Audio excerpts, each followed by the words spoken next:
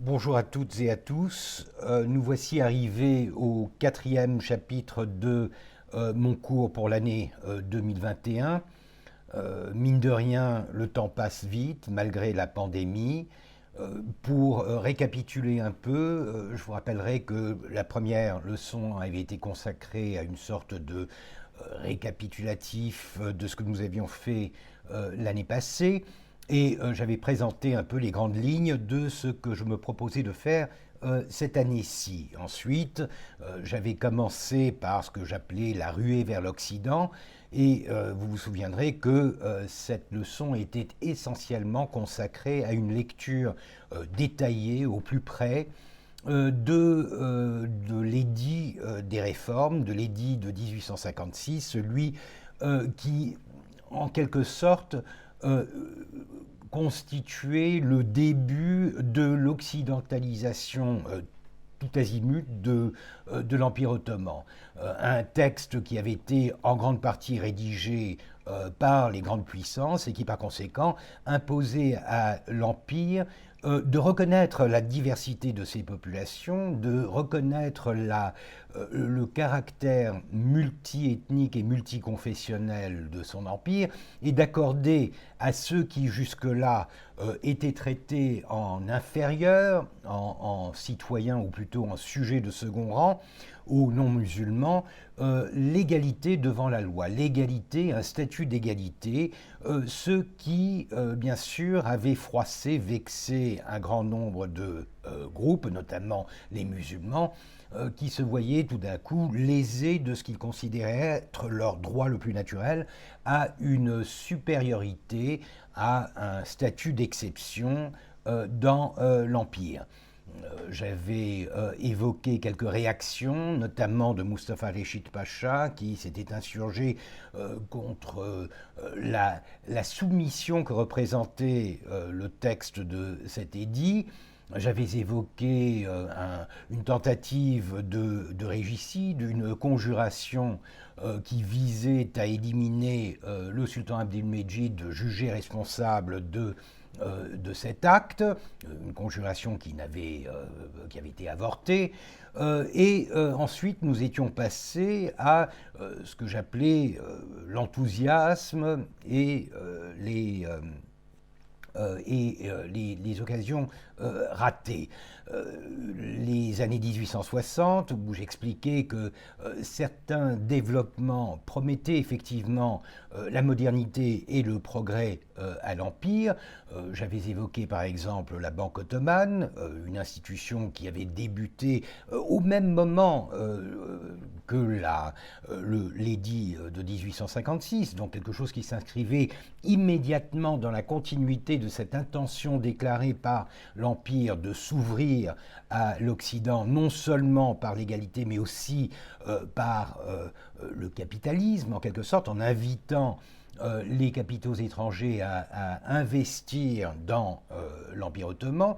Donc la Banque ottomane était un de ces exemples, disons, positifs d'une institution qui, au bout de 6-7 ans de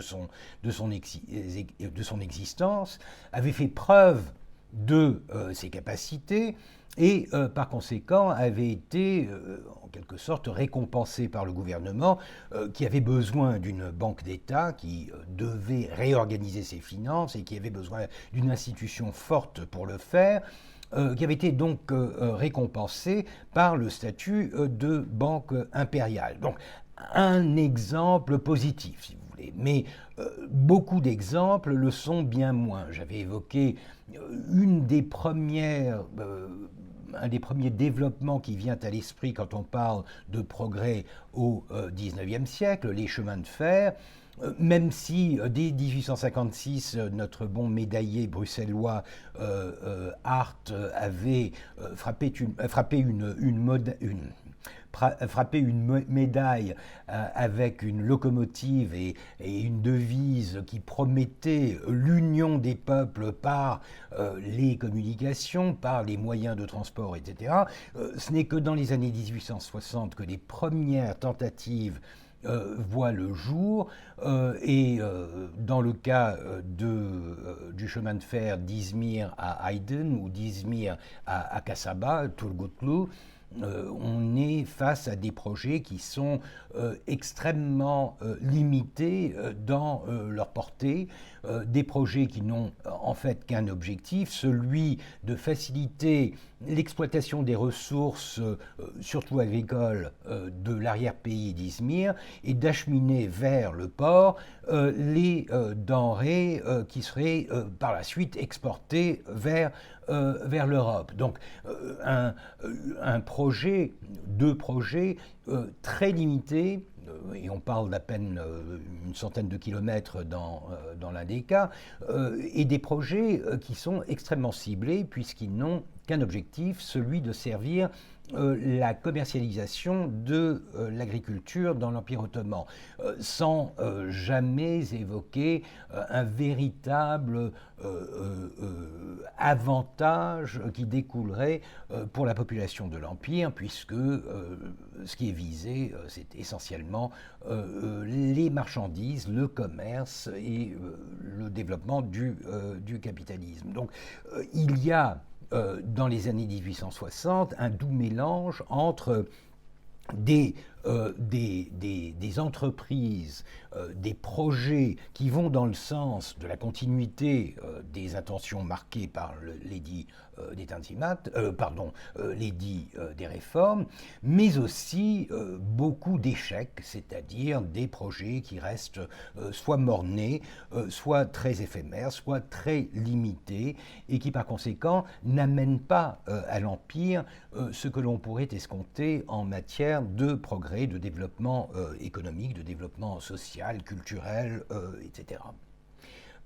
J'avais aussi évoqué la question de la pluralité. Comment gère-t-on la pluralité? Une fois que l'on a fait cette promesse d'égalité en 1856, est-ce que vraiment on a les moyens d'appliquer ce principe et d'essayer d'intégrer les non-musulmans dans le système ottoman, à la fois politique, culturel et économique, sur un pied d'égalité.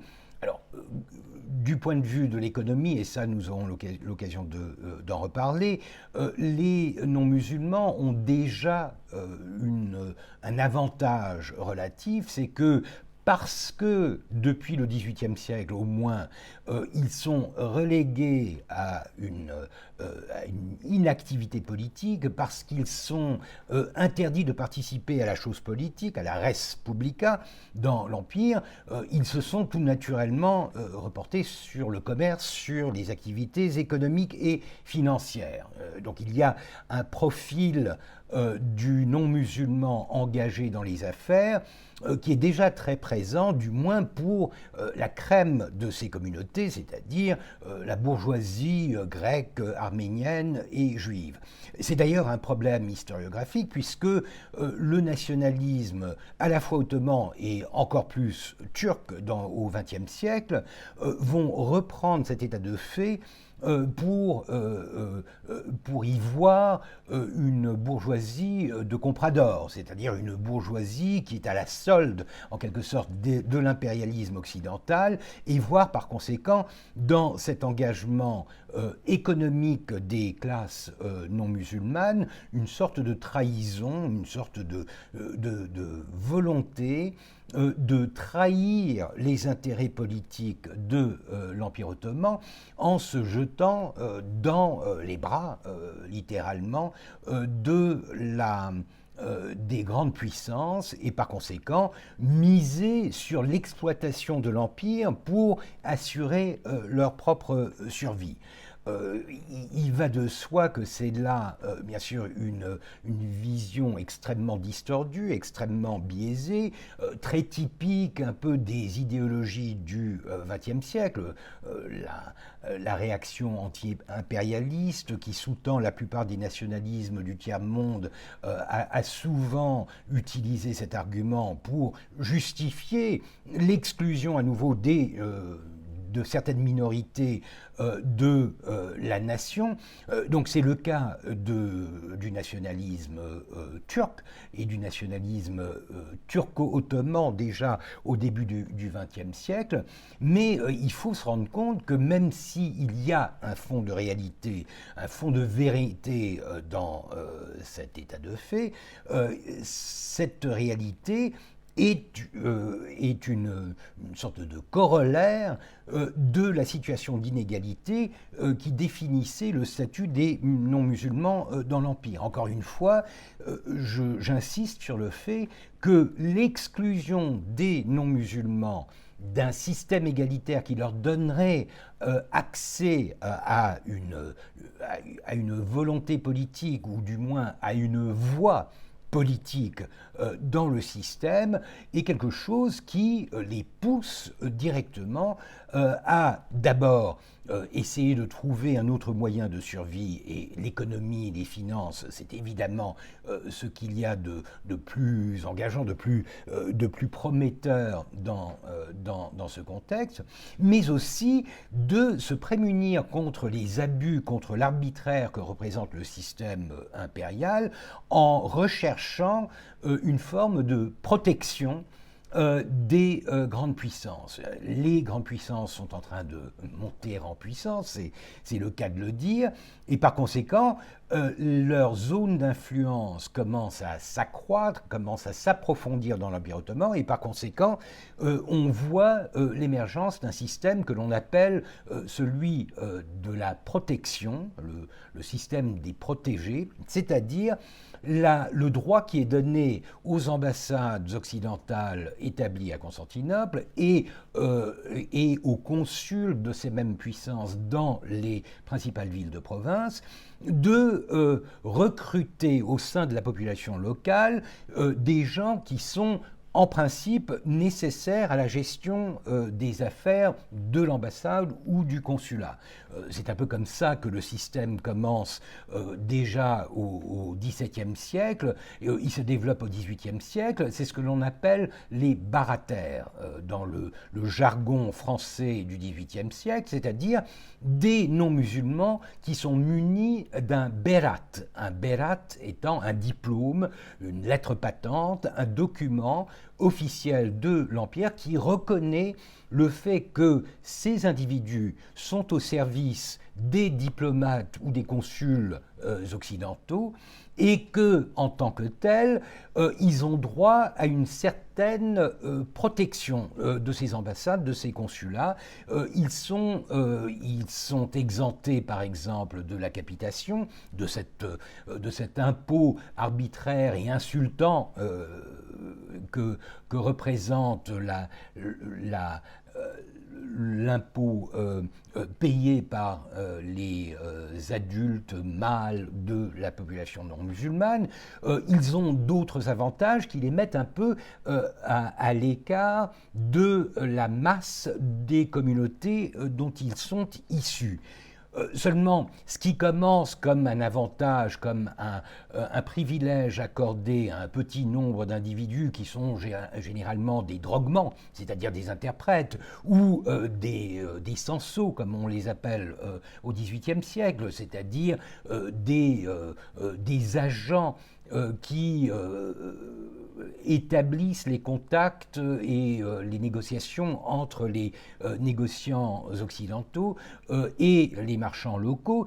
Ce sont vraiment des intermédiaires qui jouissent de ce privilège, et on en compte parfois quelques dizaines, mais ça ne va pas au-delà de cela. Pourtant, vers la fin du XVIIIe siècle, on voit que le système de la protection, c'est-à-dire la distribution de berat, de ces diplômes, de ces privilèges par les ambassades occidentales, augmente énormément, puisque les non-musulmans qui ont les moyens de s'acheter un berat, puisqu'on paye les ambassades pour ce privilège, voit dans cette option un moyen très efficace de les mettre à l'abri de toutes sortes d'oppressions, de toutes sortes de pressions, toutes sortes d'iniquités qui pourraient résulter du système très inégal dans lequel ils sont obligés d'évoluer.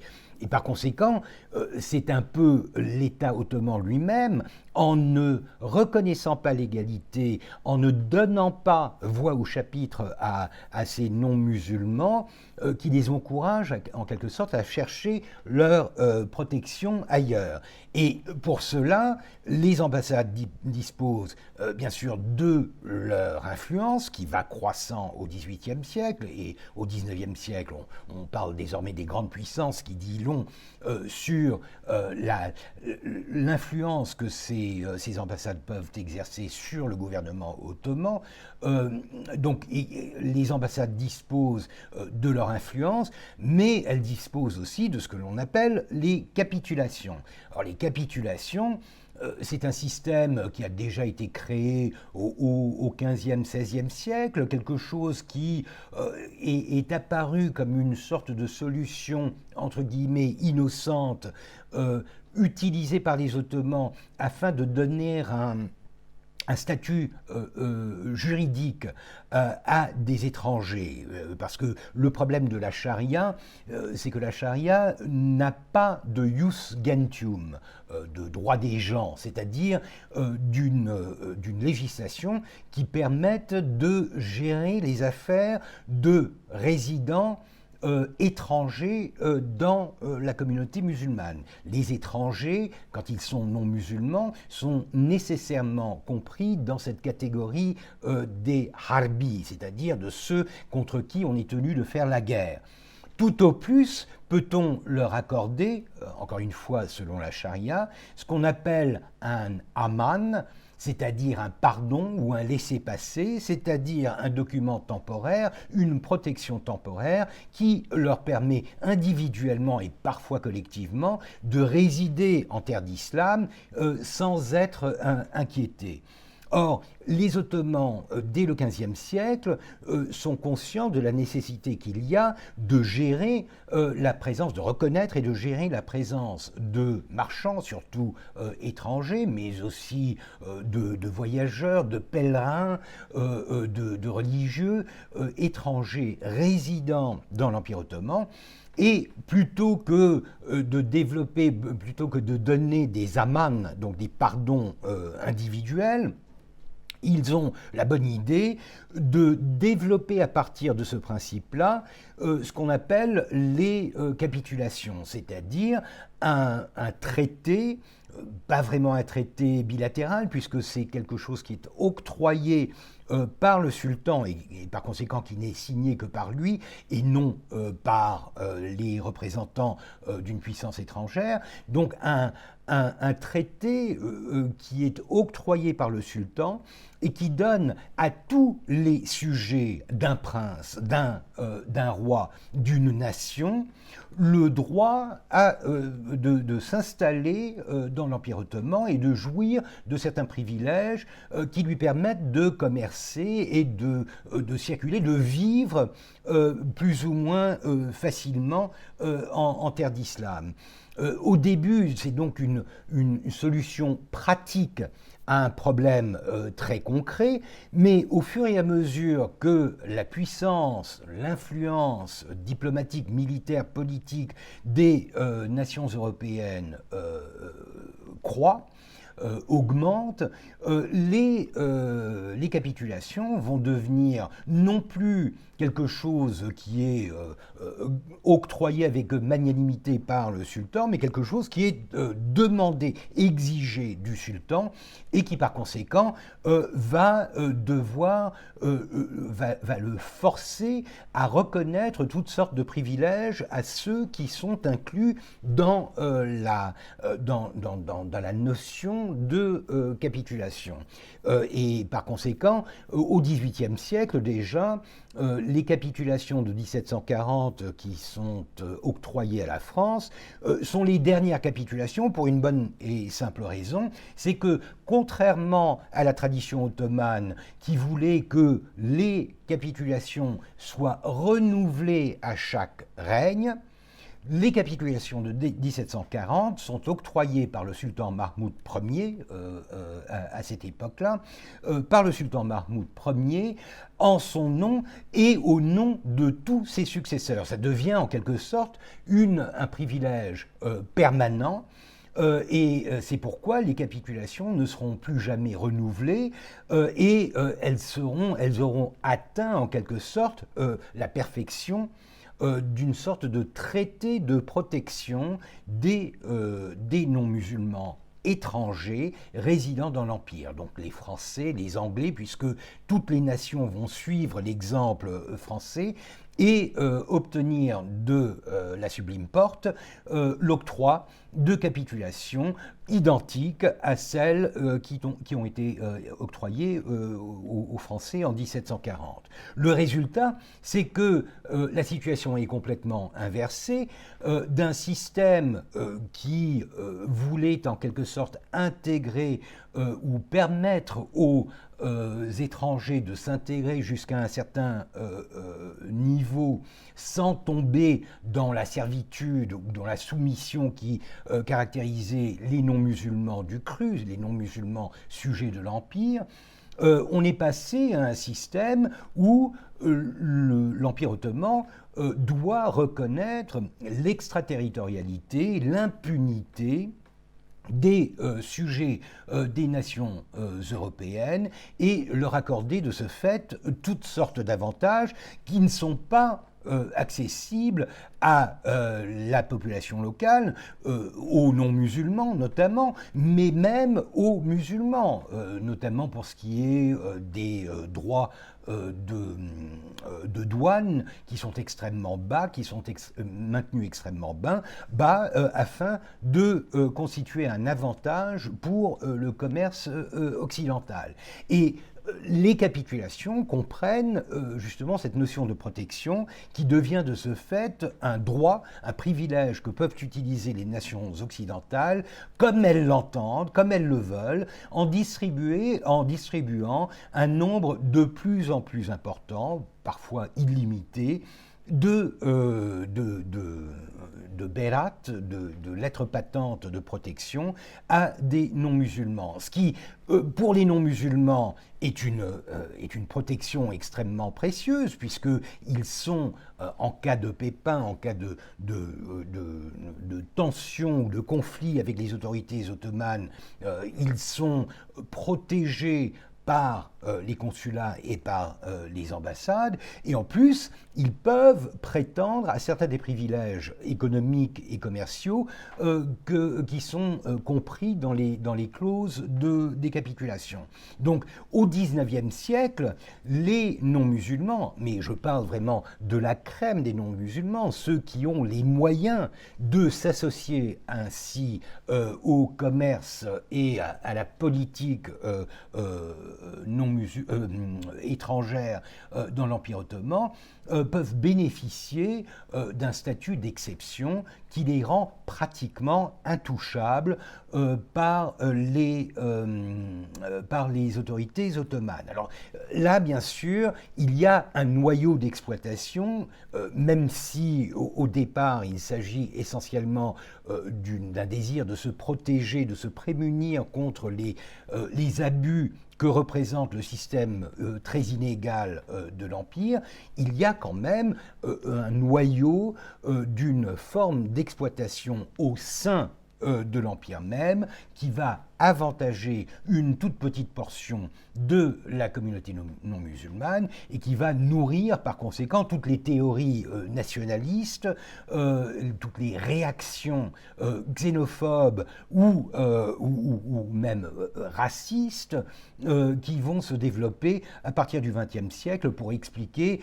la chute de l'Empire, le déclin de l'Empire par cette exploitation d'une sorte de cinquième colonne non musulmane, une cinquième colonne économique qui est en train de ronger en quelque sorte la vitalité de l'Empire ottoman en servant les intérêts économiques et financiers de l'Occident.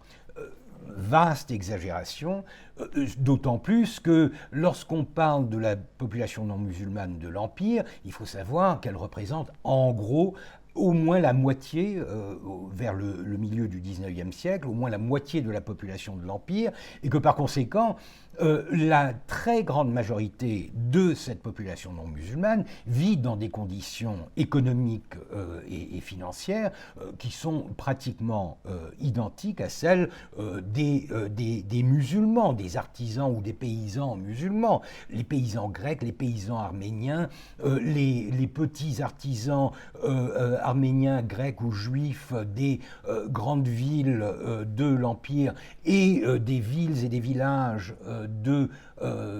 des provinces anatoliennes ou autres de l'Empire vivent dans des conditions qui ne peuvent absolument pas être expliquées par le développement, la croissance de la puissance diplomatique, économique et politique des grandes puissances. Il est vrai que certaines villes, celles justement qui se développent un peu en synchronicité avec le développement de l'économie monde du 19e siècle, certaines villes, les villes portuaires, qui sont directement intégrées dans les réseaux commerciaux de l'Occident, du capitalisme occidental, là, dans ces villes-là, on va effectivement voir l'émergence d'une bourgeoisie qui est très liée, même politiquement et culturellement, très liée à l'Occident. Mais c'est une exception qui confirme la règle en fait d'un profil extrêmement modeste pour la très grande majorité des non-musulmans.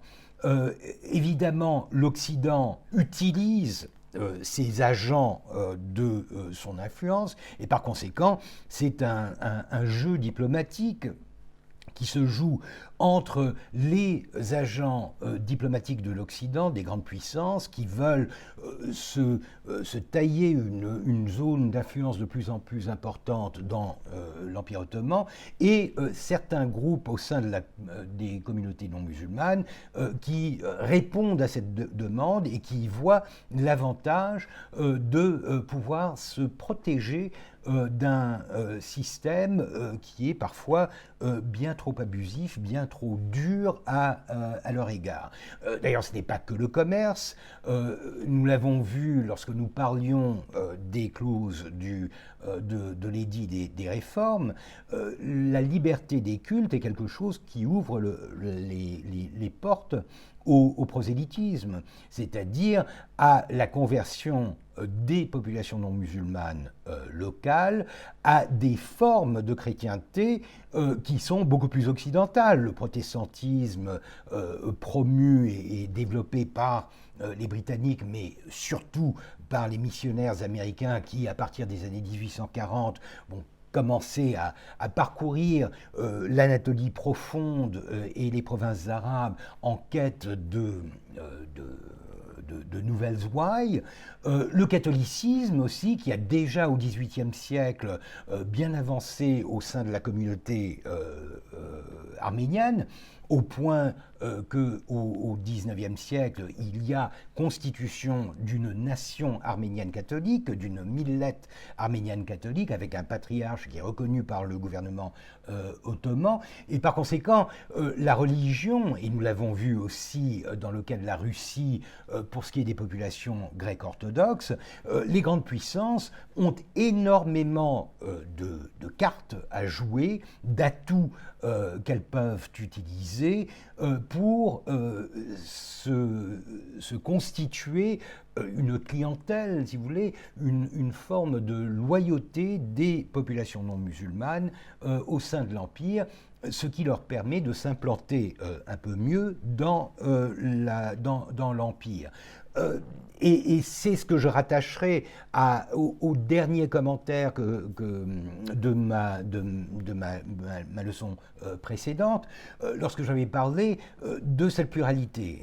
J'avais parlé du fait qu'il n'y avait pas vraiment pluralisme, j'avais donné les exemples d'une croissance très remarquable de la présence de non-musulmans dans le domaine public, dans certains services de l'État, les ministères. J'avais donné en particulier l'exemple du ministère des Affaires étrangères, un des ministères les plus ouverts en quelque sorte à ce genre de recrutement d'un type nouveau, mais c'est le cas aussi des travaux publics, de l'éducation, etc. Donc il y a une sorte de réponse, il y a du côté de l'Empire, du côté de l'État, il y a une reconnaissance de ce qu'on appelle l'ottomanisme, c'est-à-dire le fait de vouloir redéfinir la sujétion au sultan. On ne parle pas encore de citoyenneté vraiment, puisqu'il n'y a pas de système représentatif, il n'y a pas de parlement, etc. Ce sont encore des sujets du sultan, mais ce sont des sujets égaux. Et par conséquent, l'ottomanisme tente de créer des liens d'attachement, de patriotisme et de loyauté qui viseraient à intégrer tous les éléments de cette population extrêmement diverse et variée, en suggérant en quelque sorte que l'Empire est l'Empire de tous, il est l'Empire des musulmans, il est aussi l'Empire des Grecs orthodoxes, il est aussi l'Empire des Arméniens, des Juifs, et que par conséquent, l'État, en ouvrant les portes de la fonction publique, par exemple, à ces communautés qui jusque-là étaient en grande partie exclues du jeu politique, est en train de prouver qu'il y a pour ces communautés-là un avenir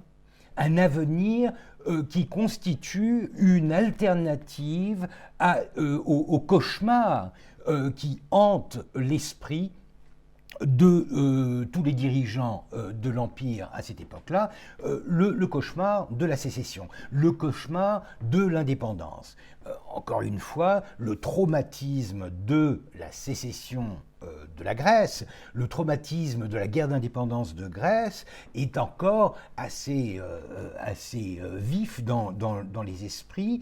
On s'en souvient et on a, pour s'en souvenir, la présence de cette nouvelle nation, ce nouvel État-nation, le royaume de Grèce, aux portes de l'Empire, qui est reconnu par toute l'Europe comme un acteur légitime dans le jeu politique et diplomatique. Et par conséquent, on ne voudrait pas voir cela arriver aux Bulgares, aux Roumains, à toutes ces populations. On s'inquiète encore très peu des Arabes, puisque le nationalisme ne les a pas encore touchés et les grandes puissances n'ont pas vraiment de prise sur les populations arabes et de toute façon s'en soucient bien moins que des populations chrétiennes et balkaniques en particulier. Donc le cauchemar des Tanzimat, le cauchemar de l'Empire, c'est de voir l'Empire s'effriter avec la création de petits États-nations, chacun revendiquant sa part sur la base d'une différence ethnique, religieuse, etc. Et par conséquent, l'ottomanisme est vu comme l'antidote qui arrêtera ces velléités. Et d'un certain point de vue, c'est vrai que ça marche. Il faut quand même savoir que jusqu'à la fin de l'Empire, ou en tout cas jusqu'à la Première Guerre mondiale, il y a dans l'Empire ottoman beaucoup plus de Grecs qu'il n'y en a en Grèce.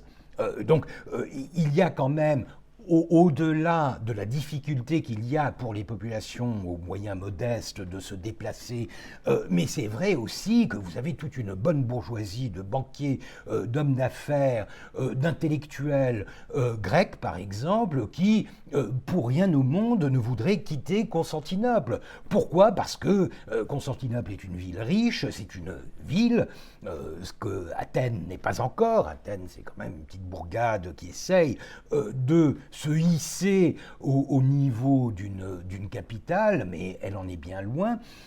Constantinople, c'est aussi la capitale d'un empire, ce qui veut dire qu'il y a un arrière-pays économique, financier, politique, culturel, qui est extrêmement riche et qui peut être encore exploité. Et par conséquent, quand on met dans la balance euh, les velléités nationalistes et une sorte d'allégeance à ce nouvel État-nation qui s'est fondé à peu de distance de l'Empire et le romantisme, si vous voulez, du droit des peuples à disposer d'eux-mêmes, et de l'autre côté, les avantages pratiques, économiques, culturels, politiques de rester dans le giron de l'Empire, il est clair que pour une très grande majorité d'individus qui résident à Constantinople ou à Smyrne ou dans la plupart des villes de l'Empire, je ne parle même pas des paysans parce que pour eux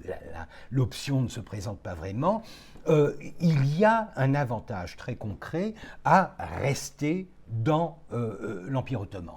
Ce qui prouve en quelque sorte que l'Empire ottoman est encore, malgré tous les problèmes, est encore une formule qui marche, est encore une formule qui arrive à avoir l'assentiment, le consentement d'une très forte majorité de sa population qui rêve non pas de quitter l'Empire, mais plutôt de réformer l'Empire afin d'obtenir de plus gros avantages et un accès beaucoup plus libre à la puissance politique, à la voie politique dans le système.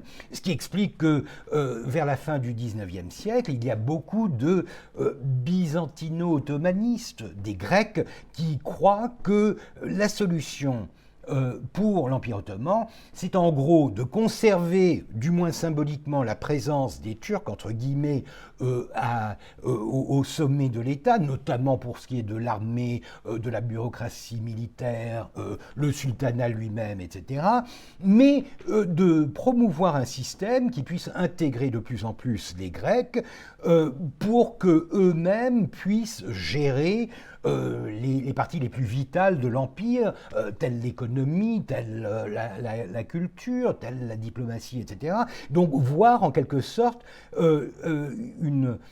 avoir un rêve de faire renaître l'Empire byzantin sous une autre couronne, sous un turban, si vous voulez, mais quelque chose qui donnera à l'Empire ottoman beaucoup plus de puissance que l'État-nation, le petit État-nation grec ne pourra jamais prétendre avoir. Donc il faut savoir donc, que cet ottomanisme, celui que j'ai décrit sur cette banquenote de l'Empire ottoman qui était rédigée en 5 langues, grec, arménien, arabe, turc, français, etc.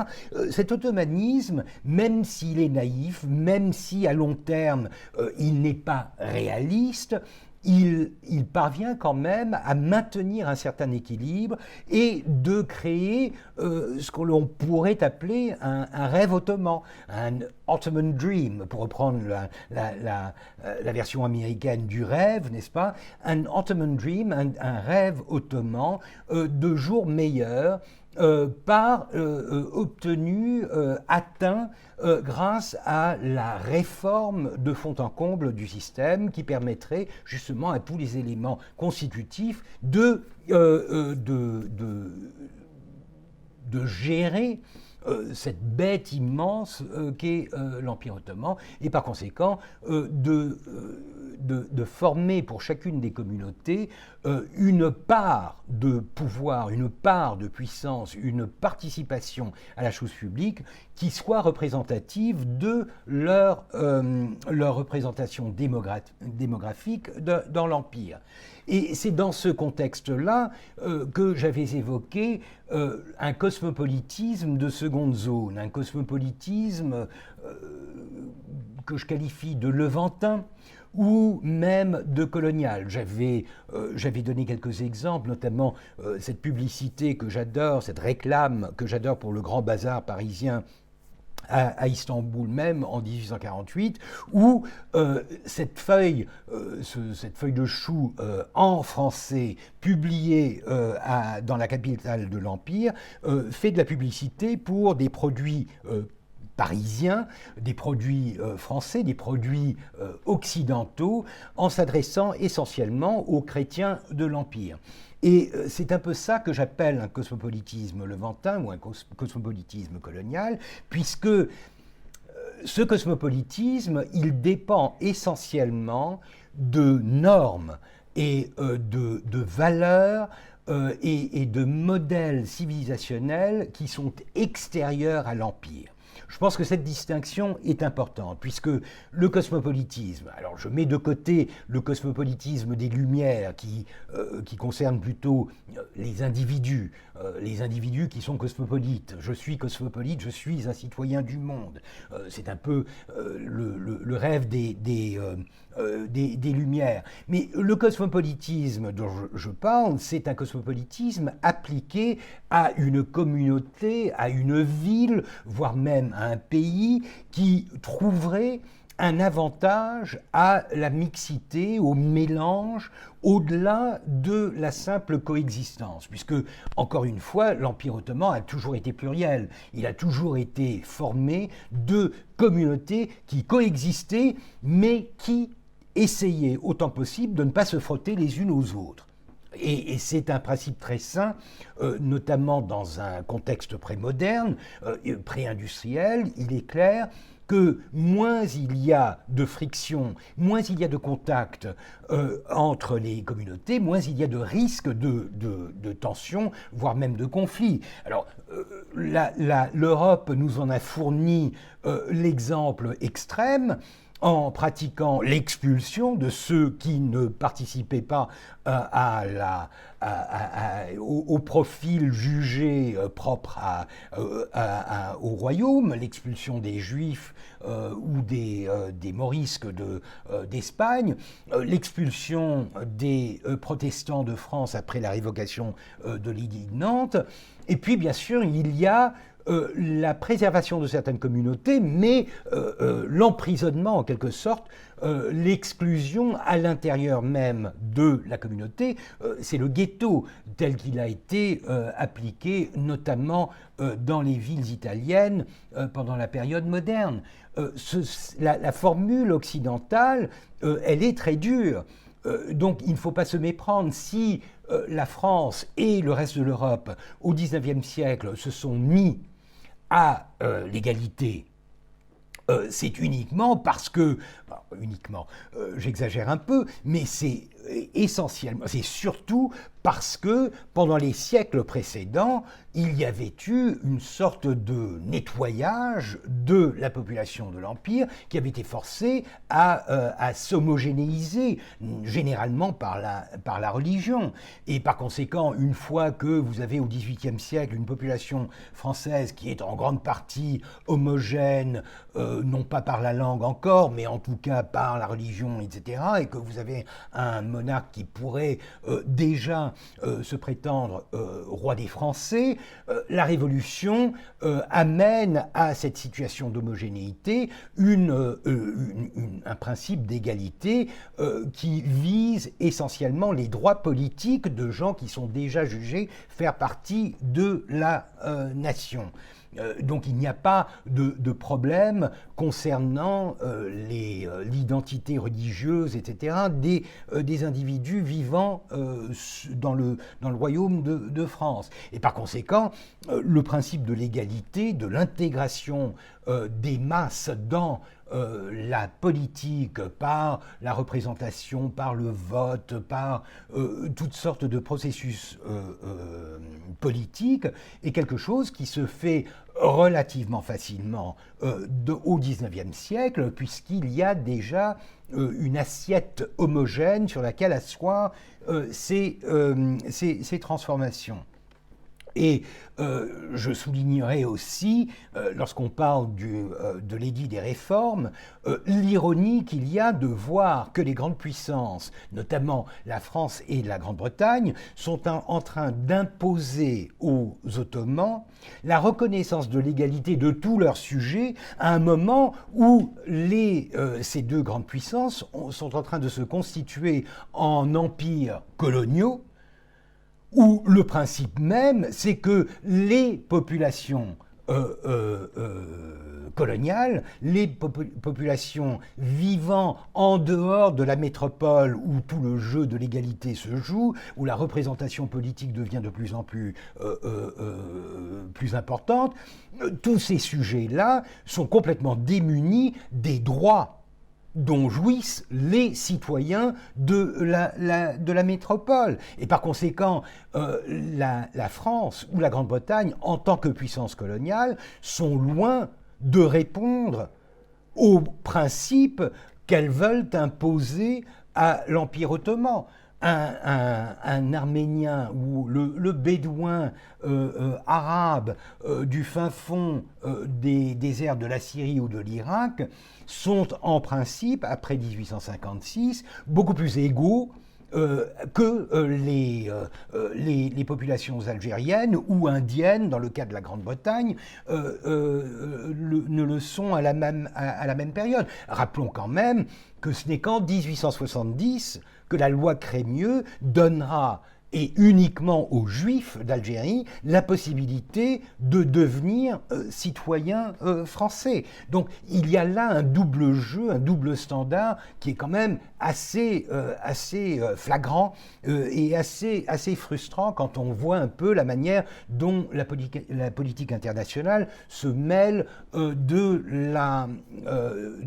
la situation au sein de l'Empire. Donc vous avez là une situation de pluralité qui, sur le papier, débouche sur la reconnaissance de l'égalité, mais en fait, cette mixité, elle reste extrêmement limitée, notamment dans les couches moyennes, et ce n'est vraiment qu'aux deux extrémités que l'on peut parler dans l'Empire ottoman d'une forme de cosmopolitisme. La culture ottomane du palais, par exemple, que ce soit la cuisine, la musique, on peut penser à toutes sortes d'arts et de raffinements que l'on associe avec la vie du palais, c'est un environnement très cosmopolite. On sait que les musiciens au XVIIe ou XVIIIe siècle, les musiciens ottomans, sont juifs, sont arméniens, il y a un héritage de la musique byzantine, etc. Et c'est le propre d'un empire, justement, que de se nourrir de cultures extrêmement différentes et d'en tirer une culture impériale, une culture cosmopolite, qui est cosmopolite du simple fait d'être différente de chacun des éléments constitutifs de cette culture. Donc ce n'est plus de la juxtaposition ou de l'appropriation de telle ou telle culture, c'est un doux mélange. Et à partir du moment où vous parlez d'un tout qui est différent des éléments constitutifs, vous avez quelque chose de différent. Et là, je peux parler de cosmopolitisme.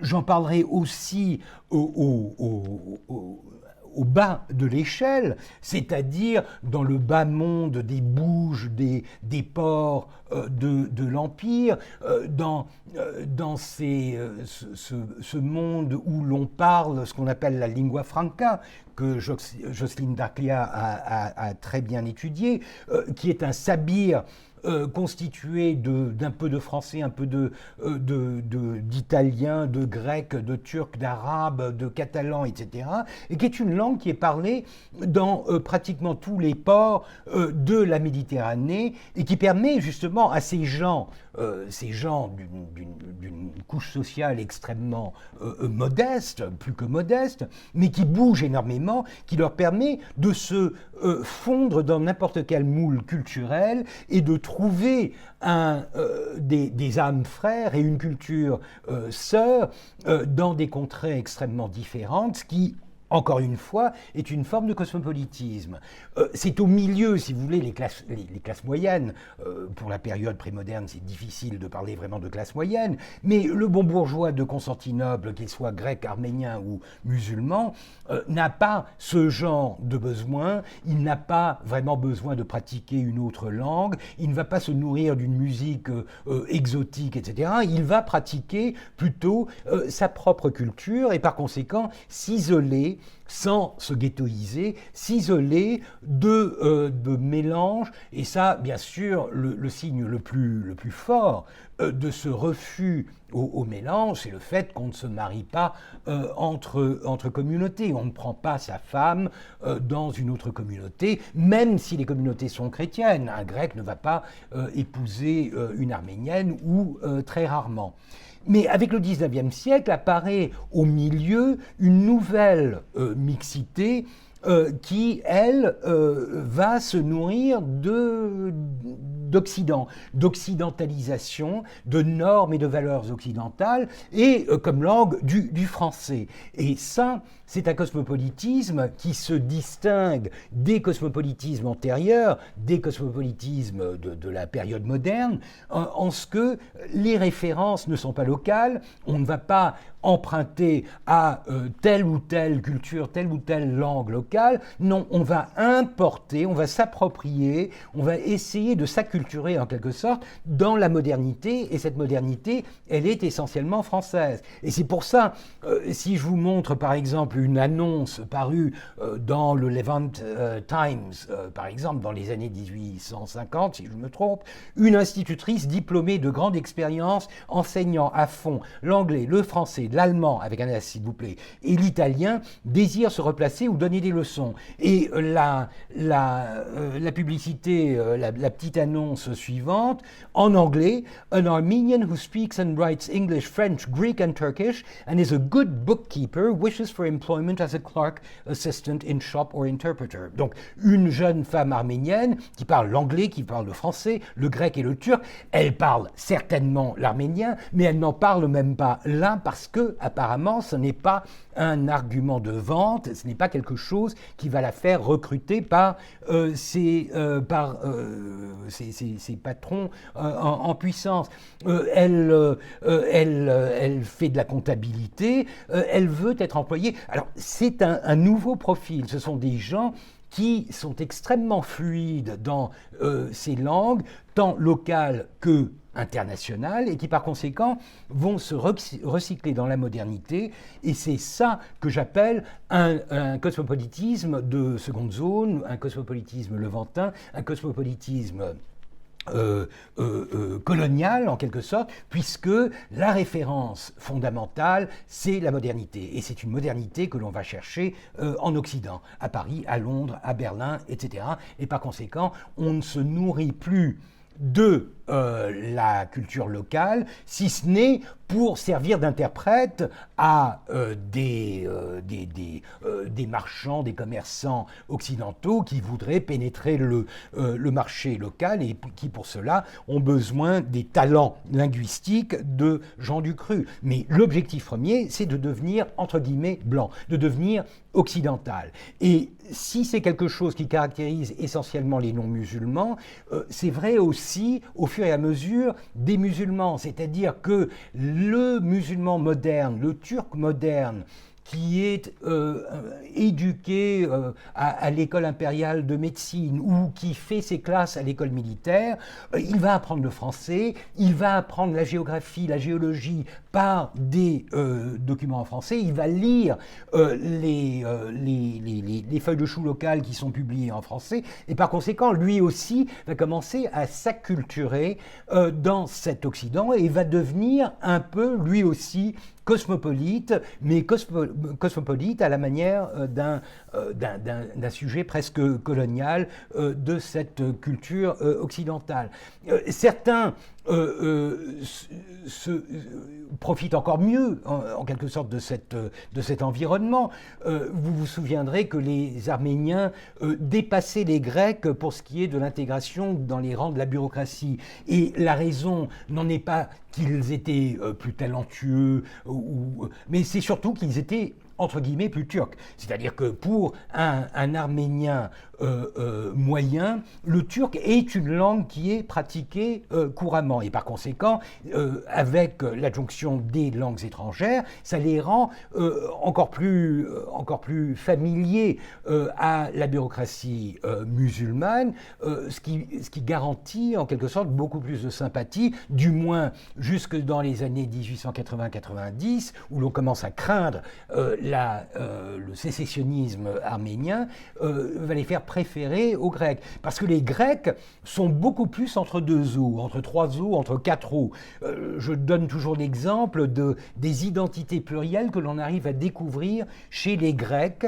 en se penchant uniquement sur leurs prénoms. Au XIXe siècle, un grec qui s'appellerait très orthodoxement Stéphanos, et il y en a beaucoup, Stéphanos Moussoulous, Stéphanos Aristarchi, etc. Il va s'appeler Stéphanos chez lui, à la maison, dans sa communauté. Pour les Ottomans, il sera appelé, et ça c'est une tradition ottomane typique, il va être appelé Stéphanaki ou Istéphanaki. Et le Haki, c'est un diminutif grec qui est appliqué par les musulmans pour réduire un peu quand même le prestige d'individus. Donc c'est le petit Stéphane, c'est le petit Stéphanos qu'on appellera en turc, on l'appellera en turc le petit Stéphanos. Seulement, ce même Stéphanos ou Stéphanaki, il va aussi, lorsqu'il sera en contact avec les Britanniques, et ça arrive souvent, beaucoup d'ailleurs s'expatrient et vivent en Occident, il va devenir très facilement Stephen, puisque c'est le même nom. Et en français, Étienne Moussourous. Donc vous voyez à quel point ces identités deviennent malléables et par conséquent, elles arrivent à répondre à tous les cas de figure et à s'intégrer dans ce cosmopolitisme où, encore une fois, la dominante est essentiellement occidentale. La ville change aussi. La ville s'urbanise, elle devient de plus en plus moderne. Il suffit de regarder deux images. C'est assez difficile de trouver des images avant-après pour cette période-là. Mais là, vous avez deux images qui représentent la même montée de Yüksek Kaldırım entre Galata et le quartier occidental de Pera, qui existe encore aujourd'hui, et vous la voyez à gauche dans les années 1830-40, vous la voyez à droite vers la fin du siècle, et on voit que le tissu urbain n'a pas vraiment énormément changé. C'est un peu plus haut dans la rue qu'on va voir l'apparition des premiers immeubles de rapport, les immeubles d'appartements, etc. Mais elle a changé dans son tissu humain et son tissu culturel. Le côté, entre guillemets, oriental à gauche disparaît à droite. Bien sûr, vous avez encore des traces de l'Orient. Lorsqu'on les cherche, on les trouve toujours, les caractères arabes, etc. Mais plus que les caractères arabes, ce qui est frappant, c'est de voir qu'il y a à la fois de l'arabe, du turc avec des caractères arabes, du français, du grec, de l'arménien. On voit ce cosmopolitisme conjugué avec une sorte de vision urbaine qui rappelle de plus en plus les villes méditerranéennes. On pourrait être à Naples, à Marseille, dans les quartiers un peu plus modestes de Marseille. On pourrait aussi être à Alger ou à Beyrouth. On est en train de s'uniformiser dans ce cosmopolitisme levantin qui est si caractéristique du XIXe siècle. J'aurai d'autres occasions de parler de cette mixité, puisque nous avons encore deux leçons qui vont traiter de périodes qui sont en plein dans cette réalité, donc nous y reviendrons par d'autres chemins. Mais je voudrais là faire une petite digression sur un autre sujet qui concerne l'égalité, celui de l'esclavage. Encore une fois, l'historiographie turque nationaliste voit d'un très mauvais œil que l'on qualifie d'esclavage le système de servitude qui était utilisé dans l'Empire ottoman. Et vous aurez, si vous consultez n'importe quel ouvrage turc plus ou moins conservateur dans le sens nationaliste du terme, vous verrez que l'esclavage dans l'Empire ottoman, même s'il existait, était essentiellement domestique, beaucoup plus humain, et que la plupart des gens qui se retrouvaient en servitude étaient à long terme émancipés, libérés, et que de toute façon, on ne parle pas d'un système que l'on pourrait comparer, par exemple, avec l'esclavage des plantations en Amérique. C'est vrai, mais c'est vrai aussi parce que le niveau de développement économique dans l'Empire ottoman, et notamment dans les zones rurales, n'était pas assez important pour demander l'expansion d'un système qui existait, de l'esclavage à l'esclavage agricole. Donc c'est plus une question de moyens qu'une question de principe. Parce que le principe de l'esclavage, qu'il soit domestique, qu'il soit agricole, il reste le même. Vous avez une déshumanisation des individus qui sont soumis à la volonté d'un maître.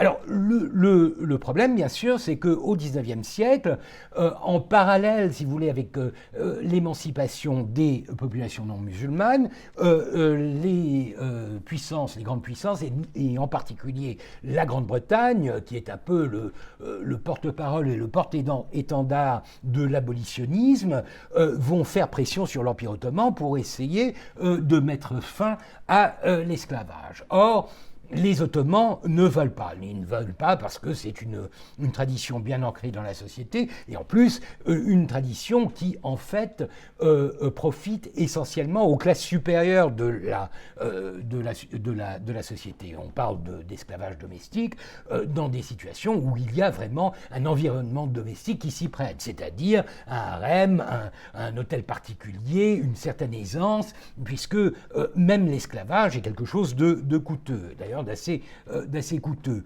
même si on ne paye pas des soldes et des salaires. Mais les Ottomans vont essayer de trouver un juste milieu en satisfaisant aux demandes britanniques, en interdisant le commerce des esclaves, mais ne vont jamais interdire l'esclavage lui-même. Et par conséquent, l'interdiction du commerce sera sans cesse contournée avec la contrebande, mais aussi grâce à la pression, à l'expansion de la Russie dans le Caucase, qui va pousser les populations circassiennes, caucasiennes, les Zebr, les Adigés, toutes sortes de peuplades qui pratiquaient déjà l'esclavage et qui fournissaient à l'Empire ottoman une très grande partie des esclaves blancs, notamment féminins, c'est-à-dire les concubines et les odalisques des harems.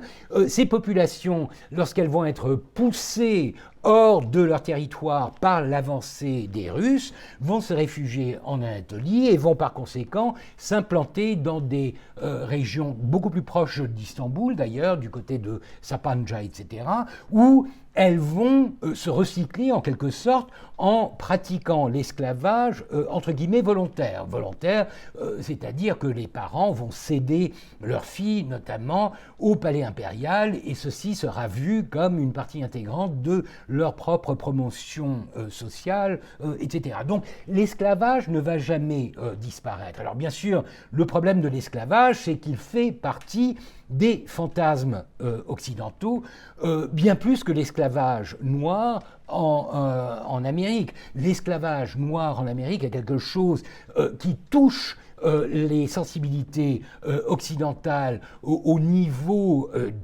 d'une éthique, d'une morale humaine de base, puisqu'il y a là un traitement qui est tellement inhumain que l'on s'insurge au nom de la civilisation, etc. Alors, même si la situation n'est pas vraiment très différente dans l'Empire ottoman, la manière dont l'Occident s'intéresse à l'esclavage est un peu différente, puisque on aime ça. On trouve que ça fait partie un peu des charmes de l'Occident, de l'Orient. L'esclavage, c'est bien sûr le harem. Ce sont ces femmes, c'est cet environnement mystérieux du harem, et c'est aussi les fantasmes de l'Occident, notamment quand il s'agit d'imaginer que ces femmes sont enlevées par des brigands moustachus et barbus dans les fins fonds de l'Asie. Donc l'image de l'esclave blanche, l'image de la femme qui ne devrait pas être esclave parce qu'elle est blanche, ce qui prouve déjà, ce qui en dit long sur les perceptions occidentales les perceptions occidentales de l'esclavage, mais cette femme blanche qui se fait enlever, ravir par des brigands et qui se retrouve dans un harem, depuis Aimée Dubuc de Rivry, n'est-ce pas, que l'on prétend être la mère du sultan Mahmoud II, la cousine de Joséphine de Beauharnais, ça fait partie des fantasmes érotiques, sexuels de l'Occident. Et par conséquent, lorsqu'on regarde un peu les toiles de Jean-Léon Gérôme, par exemple, ce grand spécialiste de l'orientalisme, on voit à quel point on peut s'inventer un monde d'esclavage, un monde de harem, de promiscuité, qui va au-delà de tout ce qui existe vraiment dans l'Empire ottoman. Cette scène des concubines du sultan se baignant dans une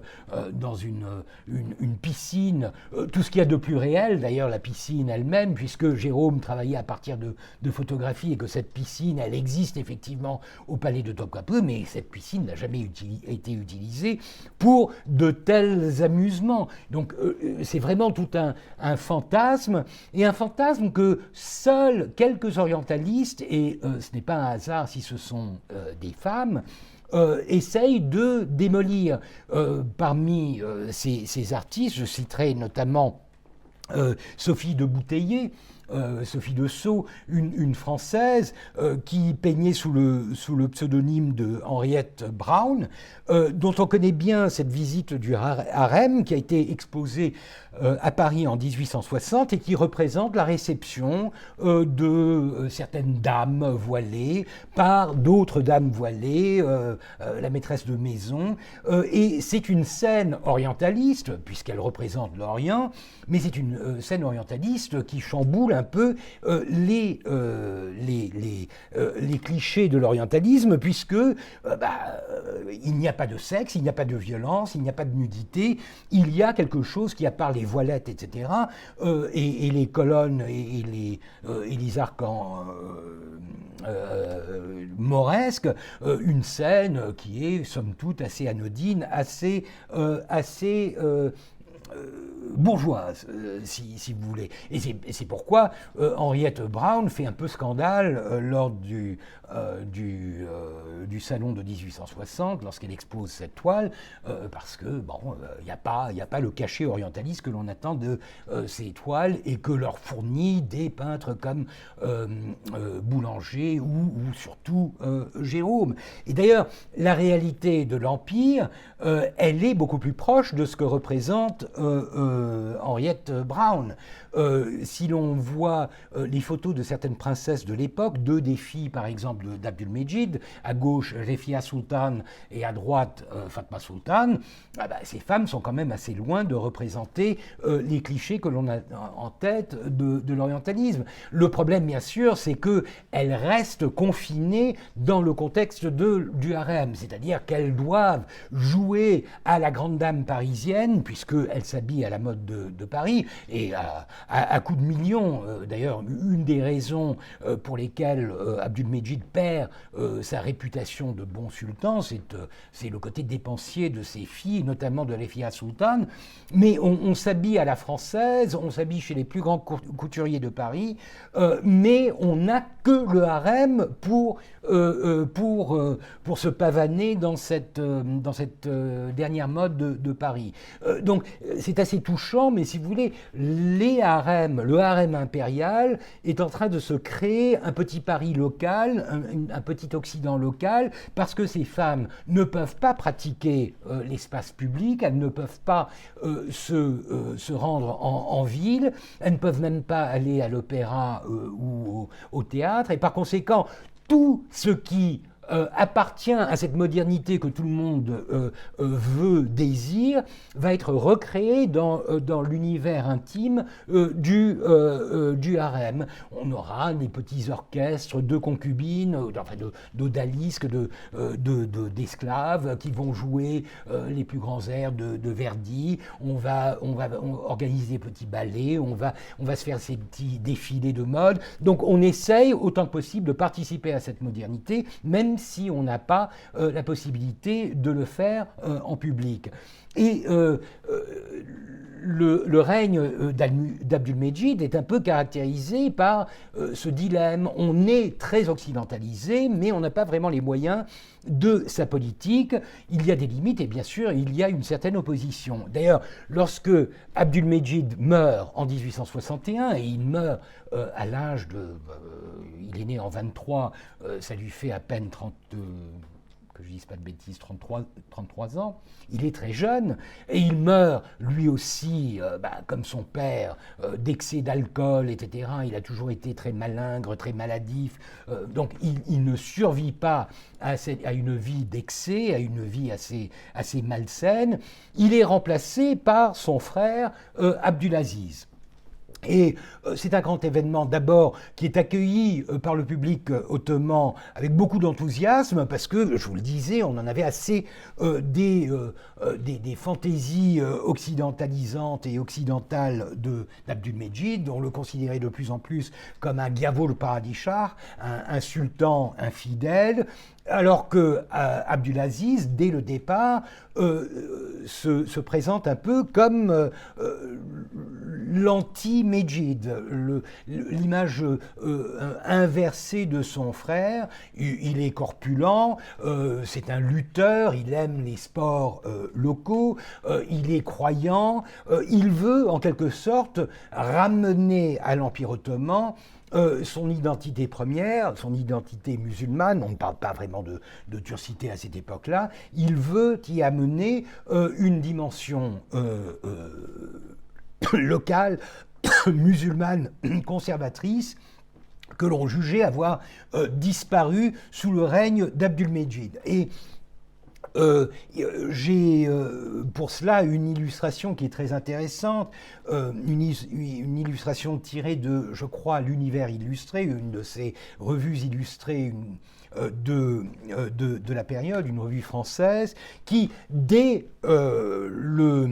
l'accession au trône d'Abdulaziz, va présenter cette image qui est en elle-même très intéressante. D'abord parce que, et ça c'est typique de la manière dont l'information circulait à cette époque-là, le sultan, le nouveau sultan, est beau comme un as, et il est beau comme tout, et il est très svelte, alors que nous savons qu'il était beaucoup plus fort, beaucoup plus corpulent. Cela s'explique tout simplement par le fait que une semaine à peine a passé depuis son accession au trône, et par conséquent les journaux illustrés à Paris ne disposent pas encore de véritables illustrations du sultan. Donc on va essayer de tracer un portrait générique du sultan en s'inspirant de son frère décédé. Après tout, si son frère, ils vont se ressembler, n'est-ce pas?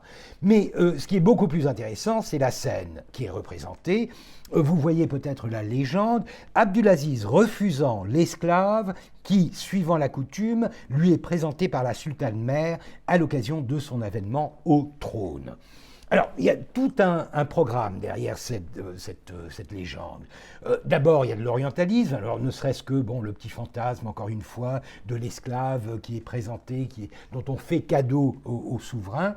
Mais le sous-texte, c'est qu'on est encore convaincu que l'Empire ottoman est en train de s'occidentaliser à toute vitesse et que par conséquent, le sultan à cette époque-là, n'ayant qu'une femme, il est en fait monogame, ce qui est faux. C'est vrai qu'Aziz a un profil un peu différent. Par exemple, c'est le premier sultan à avoir eu un fils alors qu'il était encore prince. Et ça, c'est une grâce qui lui a été faite par son frère, puisque la tradition ottomane veut que les princes n'aient pas d'enfants et surtout pas de fils tant qu'ils ne sont pas sur le trône, ce qui limite un peu la capacité de la dynastie à se régénérer, etc. Mais c'est un principe de base. On ne veut pas de constitution de petites dynasties, de sous-dynasties. Et par conséquent, les sultans jusqu'à lui n'ont fait d'enfants, ou alors les enfants de ces sultans n'ont survécu qu'à partir de leur avènement au trône. Seule exception, le fils d'Abdulaziz va naître en 1857, donc 4 ans avant sa naissance. C'est vrai que sa naissance ne sera annoncée qu'en 61, une fois qu'il sera monté sur le trône, mais c'est quand même un signe d'émancipation qui n'échappe pas aux observateurs. Et surtout, bon, c'est encore un prince et il se trouve qu'il n'a encore qu'une femme. Et par conséquent, les observateurs occidentaux sont sûrs de voir là un signe d'une transformation de la dynastie vers, en gros, une monarchie occidentale, donc une monarchie un peu plus humaine et surtout une monarchie qui va se défaire de cet art de l'Orient qu'est la polygamie et le harem. Et par conséquent, cette histoire qui est complètement inventée est une sorte de perche tendue au lectorat français pour leur donner une idée positive, bien sûr, de l'Empire ottoman qui se modernise. En fait, Aziz est un sultan qui adopte des attitudes très modernes sur certains points, notamment pour ce qui est de la promotion de ce jeune fils qui lui était né 4 ans avant son intronisation. Il va faire quelque chose qui n'avait jamais été fait. Il va le promouvoir, le lancer un peu dans l'espace public en lui offrant des grades et des postes dans l'armée à un âge très jeune. Là, on le voit, l'incorporation de Yusuf İzzettin, c'est le nom de ce jeune prince, fils du sultan dans la garde impériale turque le 23 juillet. Nous sommes en 1861. Il a 4 ans. D'ailleurs, il est dans les bras du généralissime, du Serasker. C'est quelque chose dont on connaît un exemple contemporain en France, c'est Louis-Napoléon, le fils de Napoléon III, Loulou pour les intimes, qui, depuis sa naissance, a été intégré un peu dans le cérémonial impérial. Ça fait partie un peu de cette modernité des nouvelles monarchies qui veulent se mettre à la page et qui, par conséquent, veulent promouvoir la visibilité, la présence et les responsabilités des membres de la dynastie. Dans le cas d'Abdulaziz, ceci est doublé d'un autre désir, celui de circonvenir, de contourner la loi en vigueur depuis le début du XVIIe siècle, qui veut que la transmission, la succession au trône ne se fasse pas de père en fils, mais de prince, en prenant dans la population de princes existante, en prenant le plus âgé de tous les princes. C'est ce qui explique que lorsque Abdülmecid est mort en 61, ça n'est pas son fils, le jeune Mourad, qui avait quand même 21 ans, qui va monter sur le trône, c'est son frère. Parce que c'est la loi de l'âge, si vous voulez, et par conséquent, le droit d'aînesse qui fait que le nouveau sultan sera le plus âgé des princes impériaux. Et le rêve d'Abdulaziz, c'est en fait de se défaire de cette loi et de promouvoir à la manière des monarchies occidentales, et c'est pourquoi c'est un peu moderne, mais c'est aussi très humain, de ramener la transmission du pouvoir, la succession de père en fils. Par conséquent, ce ne sont pas tous les princes qu'il met en exergue, c'est son fils, qui est encore un jeune bambin, qu'il va essayer de promouvoir en préparant en quelque sorte le terrain pour un changement éventuel de la loi de succession. Et par conséquent, la presse illustrée de l'Empire, qui débute justement sous le règne d'Abdul Aziz, va énormément utiliser des représentations. Alors les représentations ne sont pas très belles, on fait avec les moyens du bord, mais du père et du fils ensemble pour habituer en quelque sorte le public à cette éventualité d'une transmission de père en fils du pouvoir. La photographie, encore une fois, quelque chose qui se développe énormément sous Abdulaziz. Abdulaziz aime se faire photographier, et on le voit ici avec les jambes bien écartées, trônant en quelque sorte dans un studio de photographe, avec une pile de livres qui prouve bien que c'est un grand lecteur, un avide lecteur, ce qui est bien sûr ce qui n'est pas vrai, mais ça fait partie un peu du rituel de la photographie. Et à droite, pensif, méditatif, romantique presque, son fils qui a déjà 10-12 ans là et qui pose dans un studio en se préparant en quelque sorte au grand rôle qui lui sera promis. Et donc ça, c'est un changement essentiel dans la politique d'Abdulaziz, et c'est quelque chose qui s'inscrit dans la modernité. Autre changement radical, et ça je l'avais déjà évoqué, c'est de redorer le blason de l'islam et de la tradition dans l'Empire ottoman, c'est-à-dire de se défaire un peu de cette hyper-occidentalisation que son frère avait voulu, et essayer de se rabattre sur des valeurs locales, des valeurs traditionnelles. Et ça, on peut le voir à plusieurs niveaux. Le niveau le plus visible, le plus évident, c'est bien sûr l'architecture. C'est à cette époque-là, sous Abdul Aziz, que l'on va s'essayer à l'orientalisme en architecture. L'un des premiers exemples, c'est ce bâtiment, la façade de l'exposition à Constantinople, donc les Ottomans qui depuis 1951 participent aux expositions universelles, veulent avoir leur propre exposition. Alors ce n'est pas vraiment un succès digne des expositions universelles de Paris, de Londres, etc. Mais bon, c'est une tentative modeste de faire comme en Europe, mais le bâtiment que l'on fait ériger pour l'occasion est un bâtiment mauresque. C'est un bâtiment mauresque, d'ailleurs bâti par un architecte français qui s'appelle, tenez-vous bien, Bourgeois.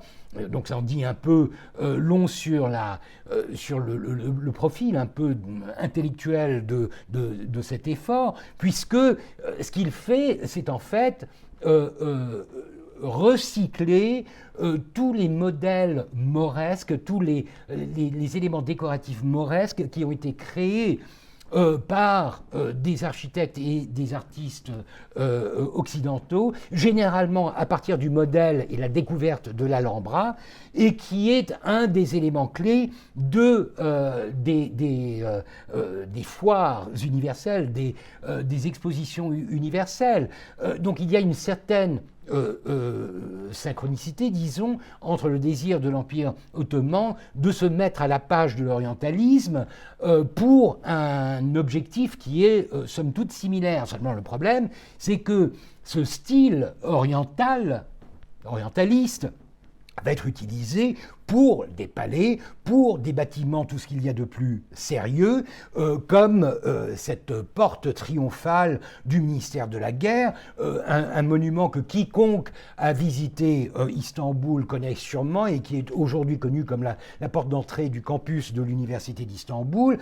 C'est quelque chose qui est bâti dans les années 1860, à nouveau par Bourgeois, cet architecte inconnu du côté français, mais qui a quand même beaucoup servi la couronne impériale, et c'est une horreur en quelque sorte architecturalement parlant, encore une fois représentée dans la presse illustrée locale, mais qui dit bien qu'il y a confusion dans l'esprit des Ottomans entre Orient et orientalisme, c'est-à-dire qu'ils revendiquent pour essayer de de donner une image orientale de leur empire, ils vont fricoter avec l'orientalisme. Ils vont utiliser des thèmes d'orientalisme qui sont des thèmes un peu de pacotille, hein, des thèmes qui en Occident ne sont utilisés que pour les divertissements. Vous savez que l'Alhambra, etc., c'est le nom de cinéma, de théâtre, de music-hall. C'est quelque chose qui est vraiment consacré au divertissement du peuple, parce que c'est l'exotisme, etc., dans le contexte des foires et des expositions universelles et des divertissements urbains. Les Ottomans prennent ça au premier degré, malheureusement, et par conséquent vont se constituer sous Abdulaziz une architecture orientaliste qui se veut orientale. Et ça, on le voit jusque dans le mobilier des palais qu'il se fait bâtir. À gauche, vous avez un miroir du palais de Dolmabahçe, donc un miroir typique du côté matu vu, mais très baroque, rococo, du palais de Dolmabahçe, de la période d'Abdülmecid. Et à droite, vous voyez un autre miroir, tout aussi horrible, bien sûr, mais dans un pur style orientaliste, et c'est un miroir qui se trouve dans le palais de Beylerbeyi, qui a été bâti par Abdulaziz. Donc on voit bien, même au niveau de la décoration, que cette obsession pour une nouvelle identité impériale est en train de prendre le dessus. Et comme vous savez que j'ai cette obsession de tout médailler et de tout interpréter par le symbolisme des ordres et décorations des médailles, je pense que rien n'illustre mieux cette transition que la différence que l'on voit entre les deux ordres créés par ces deux souverains, le Mejidi créé par Abdülmecid et l'ordre Osmani créé par Abdulaziz. Alors, dans les deux cas, de toute façon, il n'y a pas de mystère. Les Ottomans se sont mis à l'art des décorations en imitant l'exemple occidental. Là, je vous donne un exemple tout à fait typique, c'est la croix de Saint-Michel et Saint-Georges, l'ordre de Saint-Michel et Saint-Georges britannique. Alors, quand vous voyez l'ordre du Medjidiyeh, l'ordre Mejidi, on voit que c'est vraiment une traduction visuelle de ce modèle occidental. On se défait simplement de ce qui est incompatible avec l'Empire ottoman, c'est-à-dire qu'on ne mettra pas de croix ou de Saint-Georges ou Saint-Michel, d'anges, etc. Mais on va utiliser des soleils. Et en fait, le modèle de Mejid est très occidentalisé, puisque autour du Toura, sur le médaillon central, on voit une devise en 3 mots, Sadakat, Hamiyet, Gayret, qui veut dire loyauté, patriotisme et zèle. C'est un peu le liberté, égalité et fraternité de l'Empire.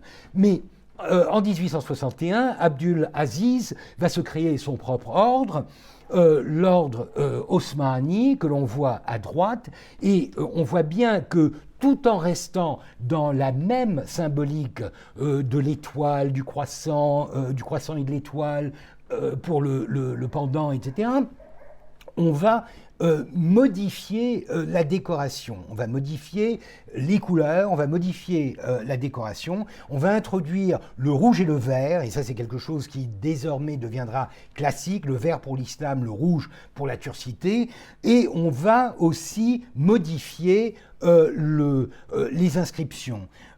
Comment les modifie-t-on ? Déjà, la forme de l'étoile est beaucoup plus orientale, on introduit une forme d'orientalisme, et pour ce qui est des inscriptions, on va parler de El Mustenid ila Teifikat Rabbaniye, Abdulaziz Melik Devlet el Osmaniye, ce qui veut dire en gros Abdulaziz, souverain de l'Empire ottoman par la grâce de Dieu. Donc on est passé de patriotisme, zèle et je ne sais quoi à une formule en arabe qui en gros veut dire Abdulaziz, empereur des Ottomans par la grâce de Dieu. Donc le registre a complètement changé, on n'utilise même pas la Toura, on s'en remet à une inscription qui ne peut en fait être lue par aucun Ottoman moyen à l'époque, puisque c'est de l'arabe. On peut essayer de deviner, mais bon. Et au dos, au revers de cette même décoration, on va utiliser quelque chose qui est tout à fait nouveau. On va pratiquer le culte des ancêtres, c'est-à-dire on va remonter aux origines de l'Empire, ce qu'indique la date de 699 que l'on voit dans le petit cartouche rond, ovale. 699, c'est 1299, c'est la date présumée de la création de l'institution de l'Empire ottoman, et on va croiser deux bannières de janissaires et deux tambours de janissaires. Donc on essaye en quelque sorte de symboliser non pas l'avenir ou la modernité, mais le passé et l'histoire.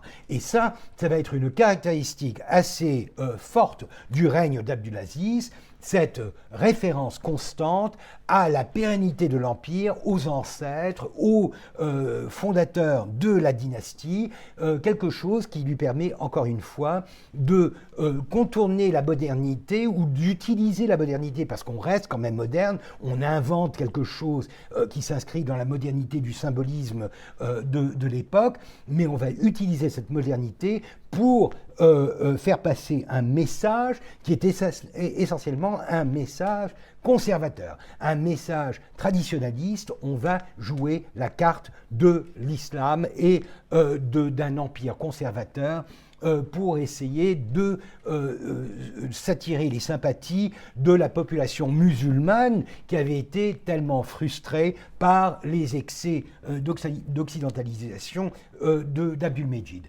J'avais l'intention de parler, bien sûr, de ce que j'appelle vraiment les dernières illusions, en parlant de la visite d'Abdulaziz en Europe. Je vais devoir faire ça au début de ma prochaine leçon, donc j'ai un petit décalage que je rattraperai éventuellement. Et pour le moment, je vous dis donc au revoir et je me réjouis dès maintenant de vous retrouver tous, j'espère, en bonne santé dès la semaine prochaine. Je vous remercie pour votre attention et je vous dis à très bientôt. Au revoir.